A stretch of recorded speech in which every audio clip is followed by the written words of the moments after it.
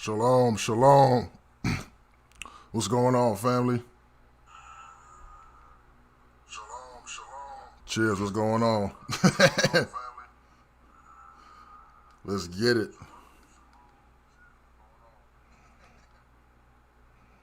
All right, so let's start in today, man. Let's get it on. Chuito, what's up, man? How y'all doing, man? So we just gonna get into this. And and I won't say this topic is for everyone because not everyone's gonna understand. We have to understand that we have a curse on us, man, and this curse is deep, and it was put on us because the Most High had to put us on the bottom. You know what I'm saying? So when we talk about the state of the world's monetary system and the greatest snare fooling the masses, you know what I mean, it's really directed towards us because it's going to affect us the most, especially during Jacob's trouble. When our people are not returning to the Most High and they're going to see their finances just, you know what I mean, be straight, you know what I mean, desolated in front of them. But it's happening to everyone. And it's everything has changed in a way where it's not the same anymore. And a lot of us have to understand that. And when we go to do, and before we even start on our stuff, you know what I mean, we all know the scriptures when we talk about Deuteronomy 28, when the Most High says we're going to be the tail, when it says they will lend to you and you will not lend to them. That's all talking about finances. You know what I mean? And this video isn't really much talking about us per se, but it's just talking about, you know what I mean, the state that we're in as far as the world goes, because Jacob's trouble is the world's trouble. And how, you know what I mean, the stuff that unfolded in the past and how powers changed and how things get moving, I mean, right now towards the future. So the people that don't understand, especially that you guys that just use fiat and think, all right, we're just living in this land and just using whatever we need to use just to live day by day, you know what I mean, you got to understand that's a snare. You know what I'm saying? The snare is set up for you to fail. And we've never understood this from slavery. Even after, now granted, our people were very strong with finances when we got out of slavery. You know what I mean? We got out of slavery. We were had our own farms. We had our own, you know what I mean, banking institutions, all sorts of stuff, businesses. But, you know what I mean, we had to stay at the bottom. So the Most High had to destroy all that over again. You know what I'm saying? So when you look at that and you look at the transition in the 70s, you know what I mean, I brought this up on my page the other day. You see that transition from that time from slavery all the way to the 70s. We were pretty much successful as just black people in general, not just Israelites, but just black people in general. We were pretty much successful.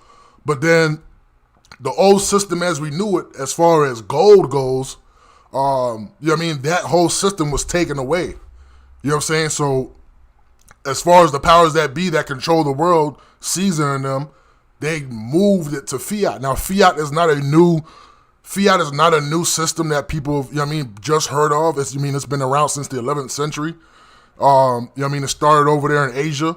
So don't think the white man created fiat. It's just a way for them to go around, you know what I mean, true value and create money on their own. So when you're the ruler of rulers and you rule the world and you're the world reserve currency and everyone has to come to you, you know what I mean, you're able to do some things. So when we talk about them being in control and them doing what they want to do, it's through fiat. You know what I mean? So this is why it's the biggest snare that a lot of people just don't understand. You know what I mean? And you have to really, you know what I mean, when you really get into it and really read scripture and understand what happened, you will see that we're living in a straight fantasy land. So let's get into it, man. What is money? Money is just a medium of exchange. You know what I mean? As simple as that. Money, when I say the word money, money doesn't mean, you know what I mean, I got big bank, you know what I'm saying? I got all the, you know what I mean? I got all these rich. No, money is just me transferring something from me to you. That's all it is. That's what money is. It's just a medium of exchange. And it's for simplicity reasons. You know what I'm saying? It makes me trading something that much easier instead of me having to find something to trade or find something that you might want to trade and get it from somebody else that just makes the process a lot harder. If I can just have a medium exchange where I can give you something and then you can go buy whatever you want with it. You know what I'm saying? That's what money is. Money isn't anything more than that. So when you talk about money, anything can be used as money. You know what I mean? Sticks can be used as money. You know what I mean? If you guys go back in history and look at what the tally sticks were, they were basically pieces of wood with designs, you know what I mean, put in between them so you can actually link them up so you know that this money is legit. So if I'm passing this on, this person will know, look, this piece of wood is legit. I'm going to use this as money so he knows that he can use this in the future. You know what I'm saying? So when you look at money and you look at the bartering system, which a lot of people, you know what I mean, especially in the Israelite community, think we're going back to, and that's just not true because, you know what I mean, you can use a bartering system in a sort of like a small community type of thing. You know what I mean? If you have something of demand that I want, you know what I mean, and I have something of demand you want, then we can trade. You know what I'm saying? So that's how a bartering system works. Doesn't mean that's an efficient way of trading around the world, especially on a world scale or a region scale where I'm going from a few miles to, you know what I mean? That's not how it works. So when we talk about money, money is neither good or bad. And we're going to show you in scriptures that you can even use what the Most High gave us, gold and silver. You can use that for wickedness too. You know what I'm saying? So a lot of people, they out here talking about, oh, you can't use this, you can't use that, you can use this, you can only, you know what I mean, use sheep and goats to buy stuff and eat and live. No, that was never what we were doing in scriptures. The Most High always had us diversified and had us using other things that we can actually facilitate and move around. So when you're talking about actual money, what I'm going to actually use, it's neither good or bad. So when we talk about the monetary system, a monetary system in general, now they're going to tell you, oh, they created a monetary system. Caesar's the one that created all finances. You know what I mean? This is the world we live in today. You know what I mean? This is what Israelites talk about. And they'll say, oh, money's evil. Money's the root of all evil, all this, blah, blah, blah, blah, blah. Caesar created all this finances and stock markets and all this crap. First of all, Caesar didn't create shit. If you actually read the scriptures, which we're going to go through today, there's always been some type of monetary system. And what is a monetary system? A monetary system is something to identify a medium of exchange. So in this monetary system that we're living in today, they're using the US dollar, which is fiat, just paper, monopoly money. They're using that as a medium of exchange for us to transact in, so shit is easier to use. That's all it is. So that's the first part of a monetary system. The second part is to establish a measurement. So when you're talking about measurement, we're talking about $5, $10. I'm using, you know what I mean? I'm using this unit of account to transfer over to you, and you know how much it is. So if something costs $5, I know, all right, I'm going to use this $5 bill to give to you. Something that costs $100, I'm going to give you this $100 bill to give to you. You know what I mean? So a monetary system establishes a measurement. It's a amount. It's a scale. And then another part, which is the biggest part of the monetary system, is to stabilize value. When you stabilize the value, you're accounting. You're looking at the supply value, the authenticity of what you're backing your money with, the centralization. So when I use a money, I want to make sure that whoever's backing it and whoever's supplying the money, whoever's controlling the money, whoever's keeping account of the money, I want to make sure that monetary system is doing it correctly. You know what I'm saying? They're doing it. So when you're looking at the past and you're looking at the future, gold has always been that unit of account, that medium exchange. And we always broke it down in measurement, and we always had someone that was always in charge of it.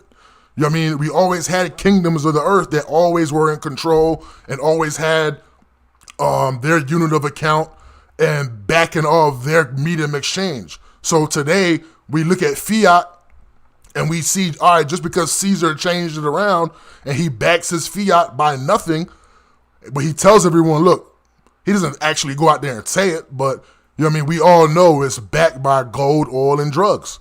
You know what I'm saying? and they use the military, they're forced to do it. So it's not necessarily backed by anything, but if you want to be specific, their monetary system is somewhat strong. You know what I'm saying? It's fragile, but it's still strong at the same time. It's still able to stand. You know what I mean? If it wasn't strong, it would have collapsed a long time ago. So they're finding ways to keep it going, even though if it's not a really legit system to stand on, and it really has no value. You know what I mean? We know gold to have value because everybody likes it. You know what I'm saying? So back in the day, we use gold. You know what I'm saying? We use gold because everybody likes it. It's shiny. It weighs a lot. It can be stored and not break off over time. It can hold its stature. You know what I'm saying? That's why people love gold. But we're gonna talk about some other avenues people are using today, and we're gonna talk about that later. So now that we just went over all that, let's go back into scripture and let Torah speak for itself. And we all know the Most High, gold, silver is natural. We all know that already. So let's start off with our father Abraham, because Abraham really set the stage for us just as a people. You know, he's a father of many nations. But the reason why when he came back from under Father Torah and he started moving south with Lot, the Most High strictly points out, look, Abraham was very rich in cattle, silver, and in gold. You know what I'm saying? Abraham didn't come out there and be like, yo, I'm just rich in cattle. I'm just going to barter with everyone. You know what I'm saying? No. Because there was a monetary system in place. Now, Israel wasn't, if we're talking about Israel, an Israelite nation, Israel wasn't in charge of the monetary system back then. You know what I mean? We had nations that was mightier and greater than us. Egypt, you know what I mean? Assyria, you know what I mean? There's a bunch of nations when we were in captivity that was still out there doing their own thing. That was still had their own monetary system, still had their own medium of exchange. So when we're coming out and Abraham, I mean, this is before captivity, but I'm saying when Abraham was, his own person, his own people with Lot, he was rich in cattle, silver, and gold. And you can see him throughout scripture actually using his resources. He didn't just have one thing, because when we're talking about bartering, especially cattle, if he just had cattle and was just walking around, where's the demand if somebody else already has that? You know what I mean? There's no demand there. If someone has what he has already, there's no demand. But if there's something that I can take, when we talk about that medium exchange, and they take that, like we're going to talk about shekels and all that. If they take that, they can go ahead and use that for whatever they want. So this is why Abraham, the Most High, made him rich in cattle, silver, and gold. It wasn't just one thing. The Most High doesn't just deal with one. You know what I mean? That's no one does that. That's one asset. You know what I mean? You can literally die off that if you're not smart. If you're not smart about it, you know what I'm saying? So when we start talking about what's going on, let's get back. Let's go to Joseph, because a lot of people think that, you know what I mean, they always say that money is the root of all evil. We don't need money in the world. We don't have to use it and all that. Well, you're wrong. And people always think we have to go back to gold and silver. I mean, legitimately, the Most High does want us to go back to gold and silver. Don't get me wrong, but there's ways to back it and to make it more authentic and to make sure it's legitimate. But when we're talking about evil and good, you can use anything for evil and good. So when we talk about Joseph in Genesis 37, let's go here real quick. And all this that we're going to talk about today is all going to wrap up what's going on. You know what I'm saying? It's just showing you anything can be used for wicked and evil, even the silver and gold. And might rub people the wrong way, but if you remember when Joseph was going to Egypt, what did his brothers do to him? Genesis 37:25, and they sat down and ate bread, and they lifted up their eyes and looked, and behold, a company of Ishmaelites came from Gilead with their camels, bearing spicery, balm, myrrh, going to carry out down to Egypt. And Judah said unto his brethren, what profit is there if we slay our brother and conceal his blood? Come, let us sell him to the Ishmaelites, and let not our hand be upon him. for he is our brother in our flesh, and his brethren were content. Then there passed by Midian merchantmen, and they drew and lifted Joseph out of the pit, and sold Joseph to the Ishmaelites for 20 pieces of silver, and they brought Joseph to Egypt. So even though they didn't kill Joseph, they still trafficked him. You know what I'm saying? It's still an evil doing. You know what I mean? Even though it was the Most High's will for Joseph to go to Egypt, we all know it was the Most High's will for him to go to Egypt, but they still sold him to captivity. You know what I mean? They still, today in this world right now, you would say selling somebody into captivity is evil. You know what I'm saying? So you can use anything for good and evil. You can't just sit here and be like, oh, gold is good, gold is evil. Cryptocurrency is good, cryptocurrency is evil. Fiat is good. No, it's just a medium of exchange. Look, I'm giving you something for this. That's all it is. You know what I'm saying? If you do wicked with it, the Most High will see that you did something wicked with it. So what the elite are doing today with their money, they're actually using their money because they changed the whole entire system, and they're doing stuff that's wicked with it. So this is the point I'm trying to get through to people, to understand what money really is, because, you know what I mean, a lot of people don't really understand. You know what I'm saying? So I'm trying to get that through. We go to Genesis 42. Genesis 42 real quick. Now, Genesis 42, we all know about this. When Jacob saw there was corn in Egypt, Jacob said unto his, why do ye look upon another? And he said, behold, I heard that there is corn in Egypt. Get you down thither and buy for us from thence, that we may live and not die. And Joseph's 10 brethren went down to buy corn in Egypt. But Benjamin, Joseph's brother, Jacob sent not with his brethren, for he said, lest peradventure mischief befall him. And the sons of Israel came to buy corn among these that came, for the famine was in the land of Canaan. Now, we all know why Joseph went to Egypt in the first place. He went to Egypt. I mean, obviously he got trafficked. We know that. His brothers sold him off. But the Most High already had a greater plan for him. You know what I mean? To actually go there and do something and establish something that can help the entire region. Not just Egypt. Because if Egypt's the big dog, if Egypt's the one that has the system rolling, you know what I mean? If Egypt fell, then the entire place will fall. So you can see Jacob saying right here, look, we can die out here. You know what I mean? We need to live. We have to go buy some shit. And we all know that Jacob and his brothers, they already had their own goats and cattle and all that. You know what I mean? This is back then. We know what was going on back then. Just because you have a farm with some chickens and goats don't mean a famine can't come in here and tear your ass up. You know what I'm saying? So having wisdom and understanding that you have to have some type of other asset that can help you in the long run.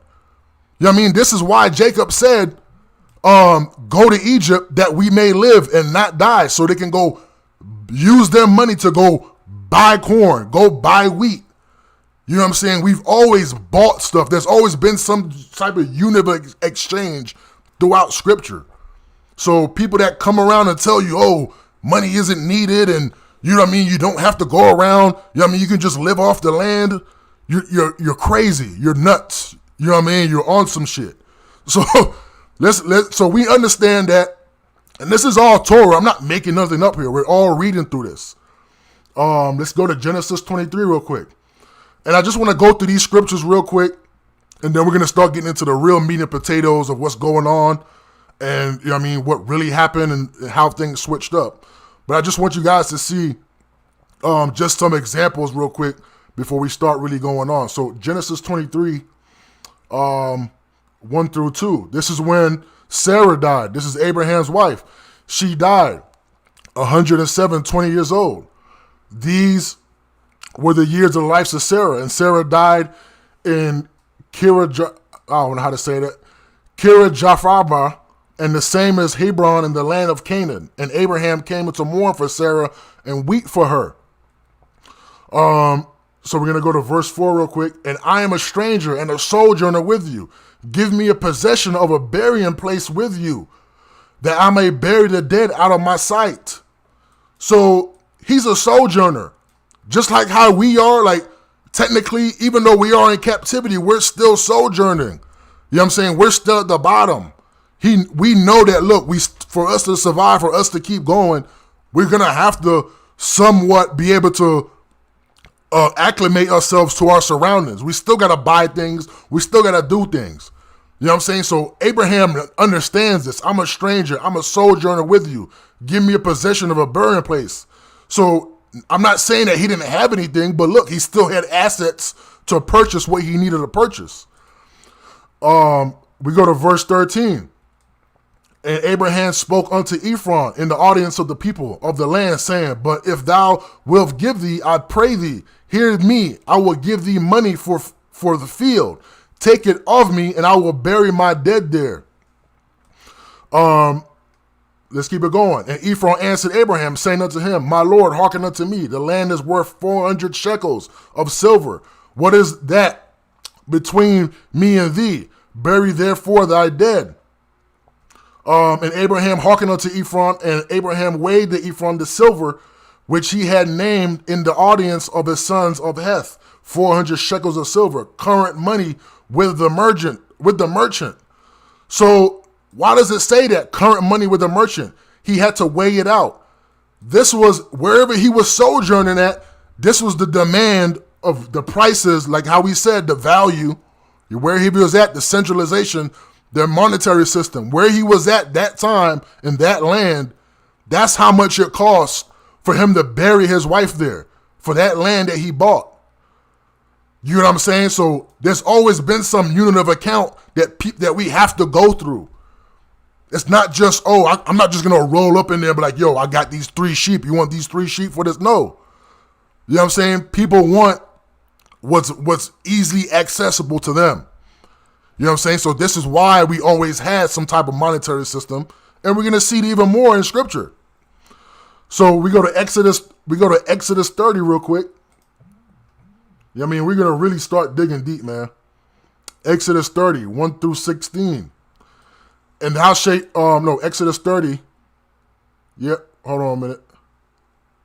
11 through 16, I apologize. And the Lord spake unto Moses, verse 11 in Exodus 30, saying, when thou takest the sum of children of Israel after their number, then shall they give every man a ransom for his soul unto the Lord, when thou numberest them, that there be no plague among them. When thou numberest them, this they shall give, every one that passeth among them that are numbered, half a shekel after a shekel of the sanctuary.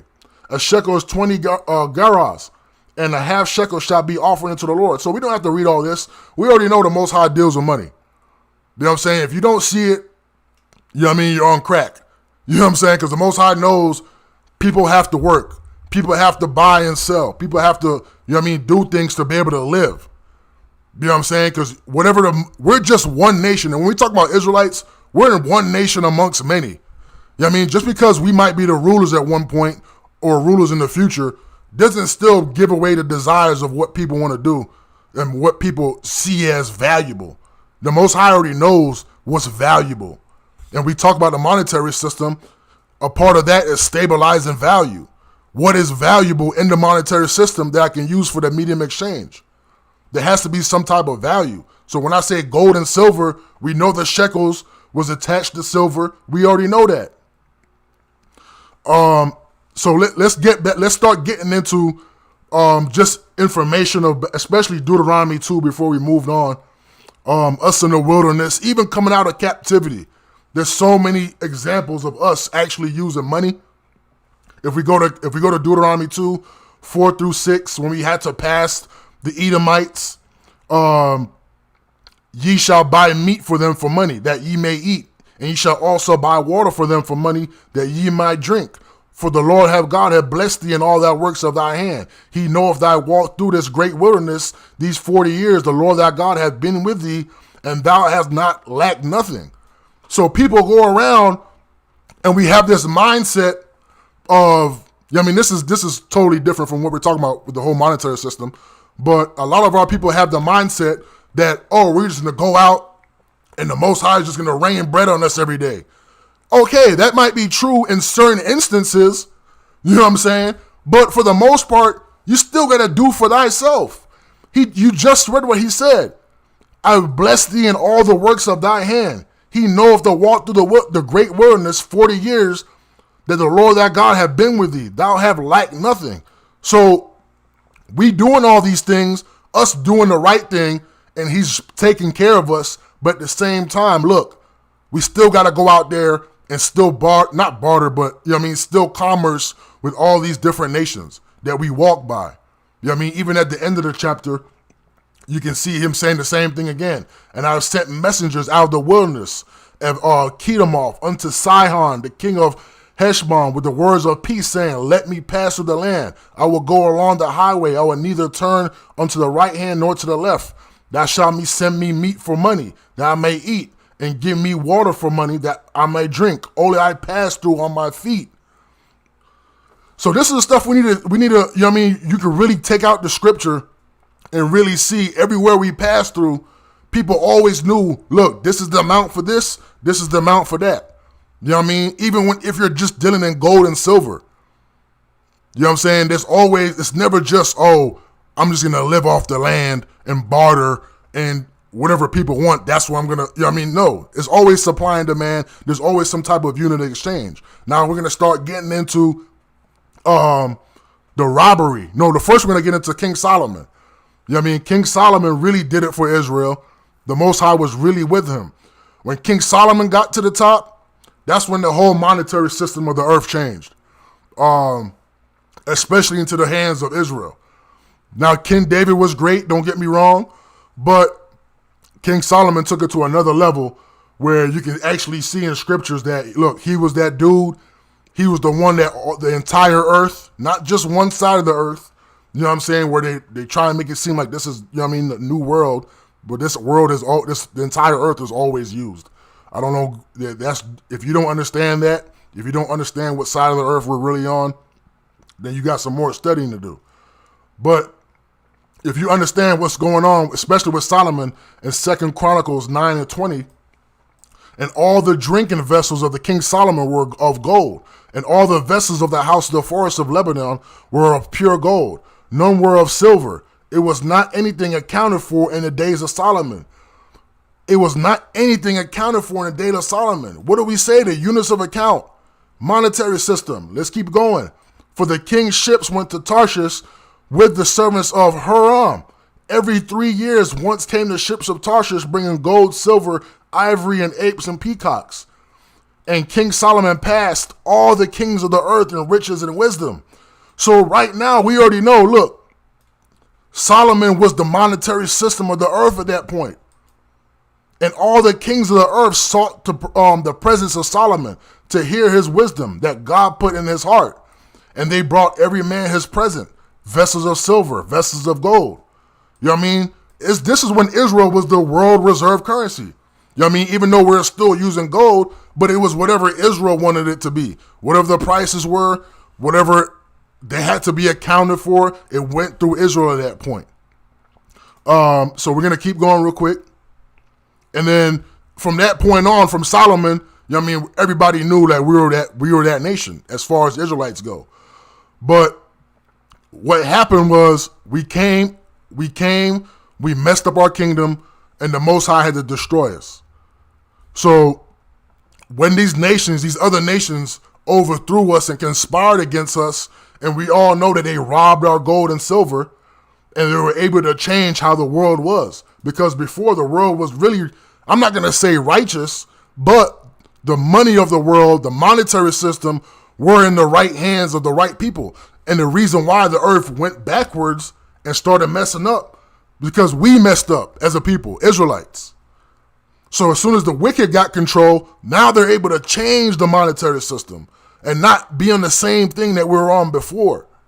So when we read Joel 3, 1 through 6, behold, in those days and in time, I shall bring again the captivity of Judah. I shall also gather the nations and bring them down to the valley. Now, this is talking about future prophecy. But let's talk about what happened. And they have cast lots on my people and have given a boy for a harlot and sold a girl for wine. Joel 3. Ye, what have ye done with me, O Tyre, Zidon, and all the coasts of Palestine? Will ye render me recompense? And ye recompense me swiftly, speedily. I return the recompense upon your own head. because ye have taken my silver and my gold, and have carried into your temples of my goodly presents. The children of Judah and the children of Jerusalem have ye sold unto the Grecians, that ye might remove far from their borders. So if you understand this whole captivity that we're in, this wasn't just to put Israelites, you know what I mean? Of course they hated us, you know what I mean? Because we were the, you know what I mean, obviously the richest people. But at the end of the day, it was a robbery. You know what I mean? They wanted the earth to go in a wicked direction. Even though we were wicked as well, they wanted to be wicked tenfold. So ever since that point on, when we came out of captivity, they know, all right, God isn't with them no more. We can do whatever we want. So when we got out of captivity, we also screwed up the entire monetary system as well. You know what I'm saying? Because we were the only little juice left in the world that was keeping anything somewhat righteous. You know what I mean? All of Israel wasn't wicked. We understand that. But as far as what was going on monetarily, you know what I'm saying, we knew it was somewhat righteous in a way, in a sense. So what the wicked have to do, they have to get rid of us to change the world. Because they can take the word out. If they can take the word out of our mouths and our heart, then they can turn the entire world into their favor. So this is why when you read Job 24, Job 9:24, I apologize. The earth is given into the hands of the wicked. He covered his face thereof, the judges thereof. If not, and who is he? And then you go to Isaiah 14. We all know this scripture right here. All the kings of the nations, even all of them, lie in glory, everyone in his own house. This is talking about right now. Thou shalt not be joined with them in burial, because thou have destroyed thy land and slain thy people. The seed of evildoers shall be renowned. This is all talking about these people that destroyed us. All the nations of the kings, all of them lie in glory, everyone in his own house. Prepare slaughter for his children, for the iniquity of their fathers. They do not rise, nor possess the land, nor fill the faces of the world with their cities. For I will rise up against them, saith the Lord of hosts, and cut off from Babylon the name, the remnant, the son, the nephew, saith the Lord. So this entire time, especially when you read Job and how they stole our gold, how have they taken over the cities of the earth? Why is the Most High saying prepare slaughter so they do not take over all the cities of the earth? These are questions you have to ask yourself. Because they changed the system. You know what I mean? If you go back and look what we talk about what money is, they don't have any value. Yeah, they try and stabilize it. Yeah, they give us measurement. Yeah, they give us a medium of exchange. But there's no value. They tricked everyone into believing there's value. You know what I mean? So this is why the state of the monetary system is a snare to everyone. It's not the same thing that we had before. There's no value in the fiat that we're using today. You know what I'm saying? So let's keep it going. Let's keep it going. Let's get to Haggai real quick. I'm just gonna wrap this up. We're gonna wrap this up and then really talk about some things going on today, how we can fight what's really going on. Because what's really going on is just, you know what I mean, it's terrible, and people are gonna really get sick from it.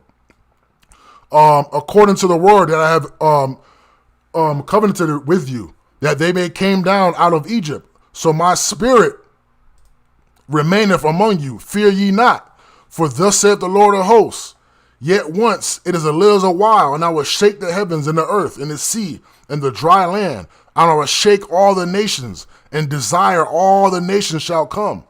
And the desire of all the nations. When was the last time this happened?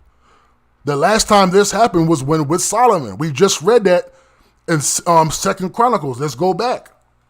Rerun. Let's go bring it back. 2 Chronicles 9:20.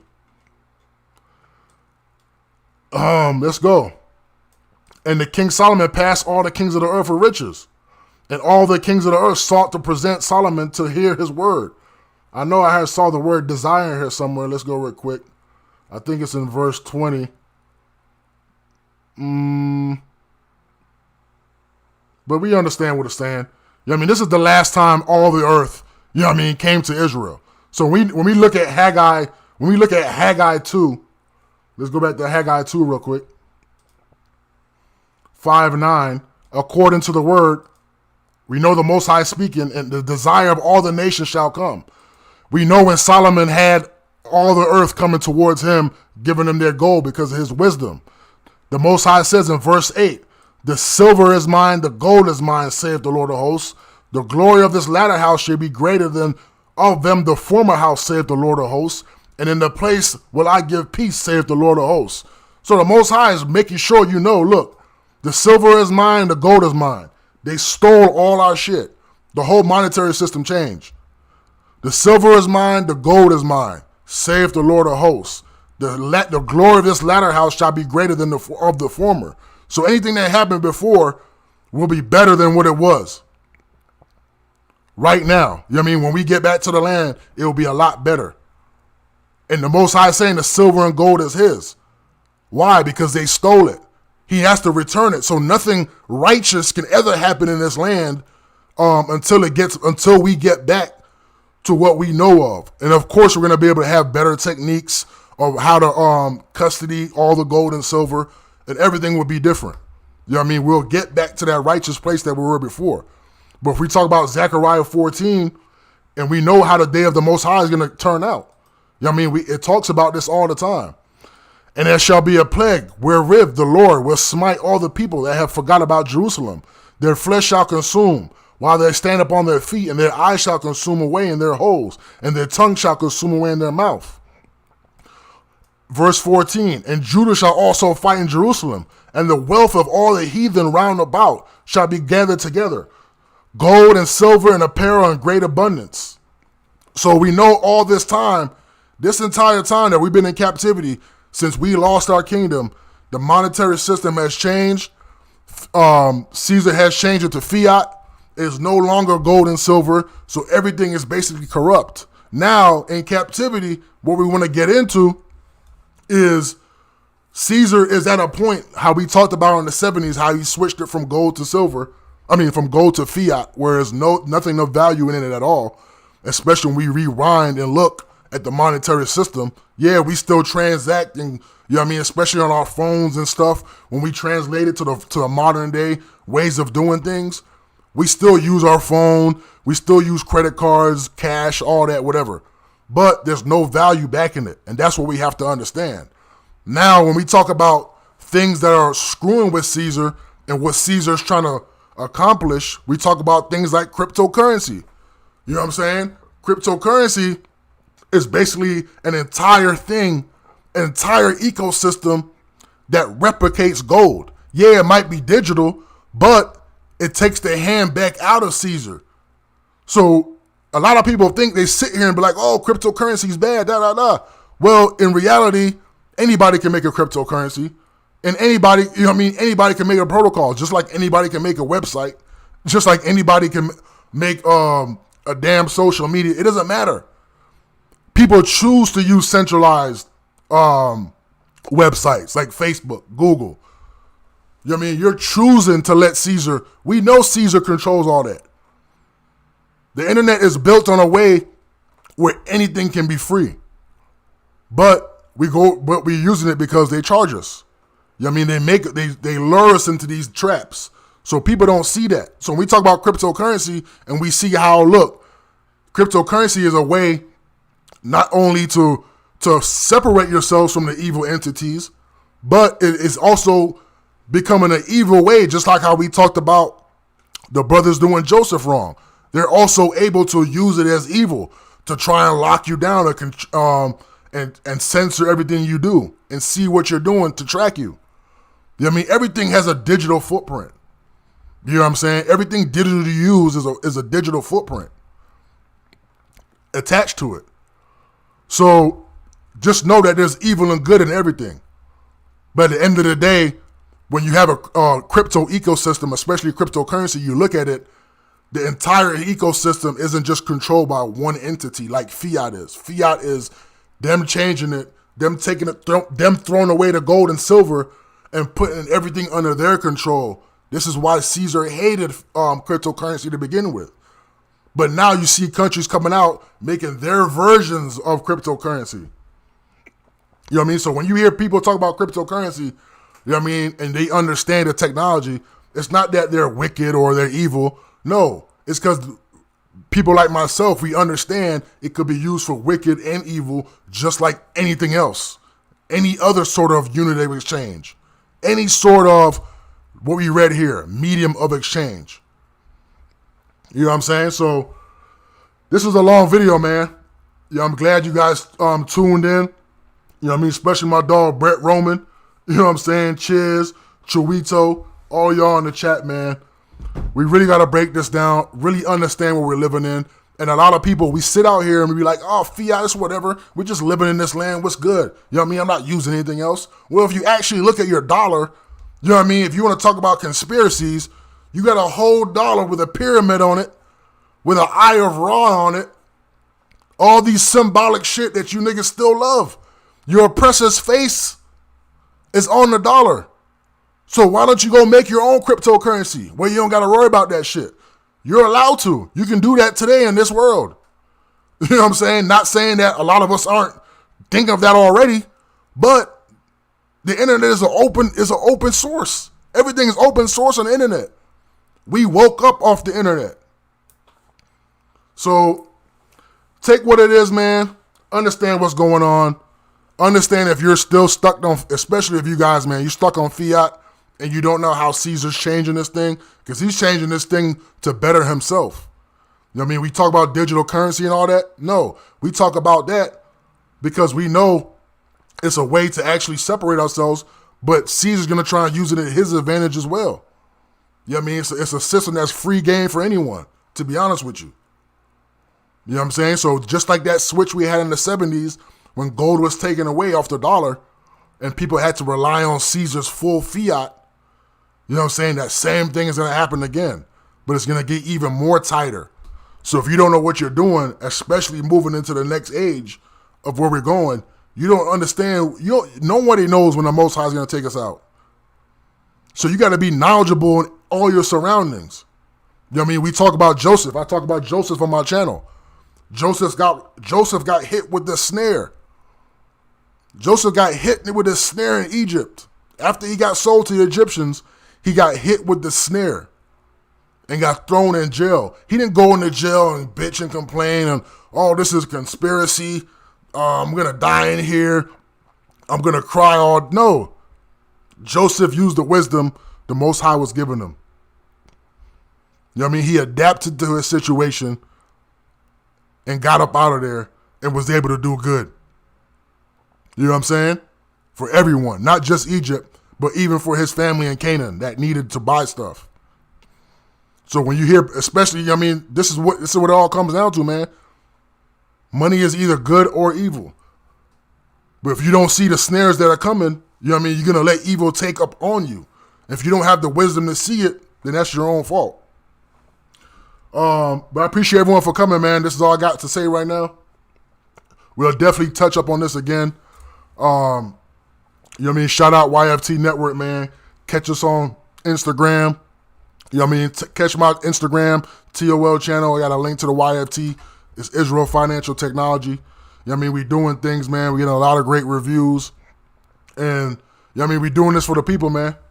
You know what I mean? No one's taking any credit. We got a little group.